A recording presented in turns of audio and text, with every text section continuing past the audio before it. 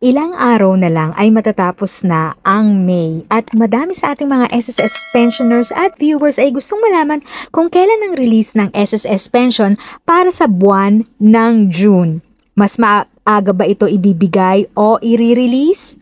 Para malaman ang detalye, panoorin at tapusin ng buo ang video para sa dagdag kaalaman. Bago tayo magpatuloy, huwag kalimutang mag-subscribe sa aking channel.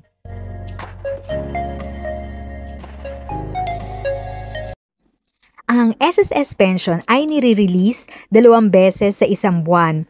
Para sa first batch, ito ay binibigay tuwing first of the month at para sa second batch ay tuwing every 16th of the month. Para sa buwan ng June, ang June 1 ay papatak ng Sabado at dahil dito at ito ay weekends, ang good news po ay maaga makukuha as early as May 31, Friday, meron na pong pension ang mga first batch. Kaya good news po ito sa ating mga SSS pensioners na ang schedule ay every first of the month. At kung bagong SSS pensioners ka pa lamang at nalilito kung ano ang DOC o Date of Contingency, dito po nakabase kung kayo ay first batch o second batch sa schedule ng release ng pension. Petsa ng kapanganakan o kung kailan na kumpleto ng pensioner ang qualifying conditions para sa retirement benefit. Ito po ang basehan para sa mga retirement pensioner.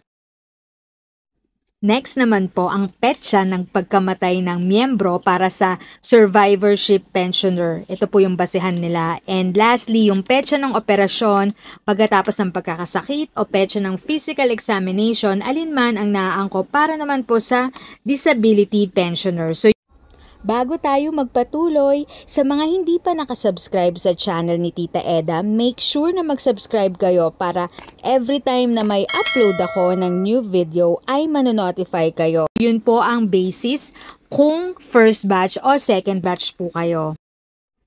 Para naman sa second batch ay sa June 16, Linggo ito papatak. So, ibig sabihin, mas mapapaaga din po ang bigay. So, as early as June 14, Friday, ay i-release na ang pension para sa mga second batch. Kaya good news din po. Kaya para po sa buwan ng June, ay maaga pareho makukuha ng first at second batch ang kanilang mga scheduled pension.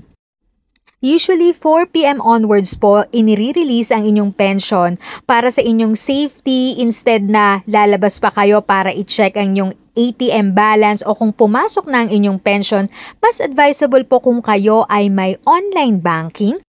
Gaya po nitong fina-flash ko sa screen kasi pag may online banking kayo, as long na may wifi o data connection po kayo, mache-check nyo na agad kung pumasok na ang inyong pension. Iyon po ang kagandahan ng technology. Kaya maganda po, magpaturo po kayo sa inyong anak o apo, paano po mag-sign up sa online banking. If sa tingin mo, natulungan ka ng video ko na ito, nakasave ka sa oras mo, you can click yung thanks button at any amount ay malaking help sa pag-grow ng channel ko. Yun lang po muna ang aking update. Sana ay nakatulong na dagdag kaalaman ang aking shinare today. Ang goal ng aking channel ay mag-create ng awareness. Kung ganitong mga topic ang gusto mo, panoorin mo ang mga videos ko na ito.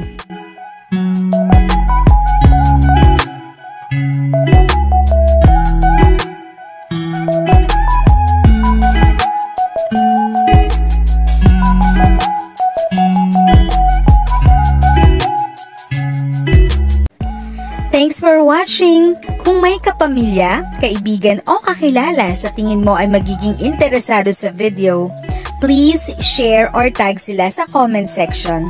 At syempre, if nagustuhan mo ang video, i-like mo na ito at subscribe ka na din. As always, feel free to write your questions, comments, and opinions respectfully. And continue to be a blessing and stay safe!